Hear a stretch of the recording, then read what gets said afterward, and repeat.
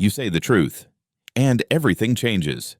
She looks at you, not like she's hearing you, but like you've just shattered something sacred inside her. The silence after is sharp. It cuts deeper than shouting ever could.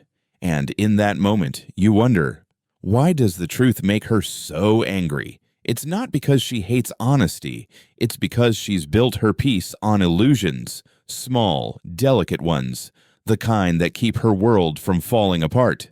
See, when you tell her the truth, you're not just speaking words. You're touching her wound, the one she's buried under years of pretending to be fine, the one she's been taught to ignore. You didn't break her. You just showed her the crack that was already there.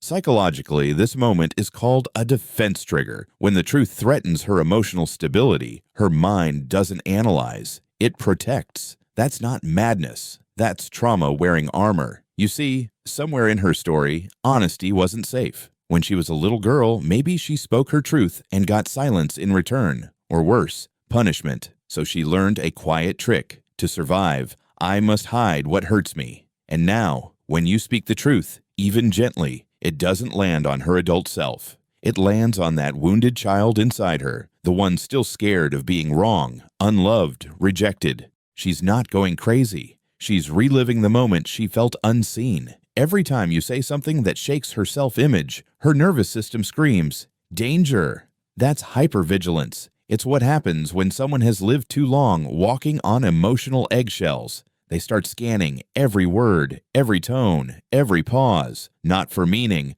but for threat. She's not hearing what you said. She's hearing what her past made it mean. Let's be honest, we've all been there. You think you're having a conversation, but really, you're standing inside each other's childhoods. Your truth meets her wound. Her reaction meets your ego. And suddenly, it's not two adults talking. It's two scared kids defending their worlds. That's why she goes cold, why she shuts down, lashes out, walks away. Because in her mind, your truth feels like betrayal, not because of what you said, but because of what it reminds her of. There's a term for this: emotional displacement. It's when the pain that belongs to one story spills into another, when your words accidentally press the same bruise her father, her ex, or her mother did. And suddenly, you become the villain in her nervous system's movie. You're not talking to her. You're talking to her memory. So what do? Do you stop being honest? Do you walk on eggshells to keep her calm? Number. But you learn the language of safety. Truth doesn't have to wound if it's spoken with empathy. You don't throw the truth at her, you hand it to her. Gently. Because what most people call crazy is usually just unhealed pain defending itself. When a woman goes crazy after hearing the truth, she's not losing control. She's losing the illusion that kept her safe, and that's terrifying. But it's also the beginning of healing, because every truth that breaks her also breaks her open.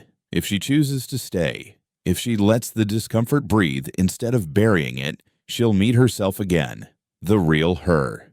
The one who doesn't need perfect stories to feel loved. The one who can handle truth because she's stopped lying to herself. That's shadow work. Facing the parts of you you've disowned and realizing they were never your enemy. So next time she reacts, don't just see the anger, see the fear underneath. See the child who learned that truth meant danger. And if you're the one who triggered it, don't try to fix her, just hold space. Because sometimes the most healing thing you can do is let someone fall apart safely. The truth doesn't destroy people, it destroys illusions. And illusions are what destroy people slowly. So tell the truth, but tell it with care. Not to prove you're right, but to help both of you see what's real. Because real love doesn't hide behind comfort. It stands inside the storm and says, "I'm not leaving."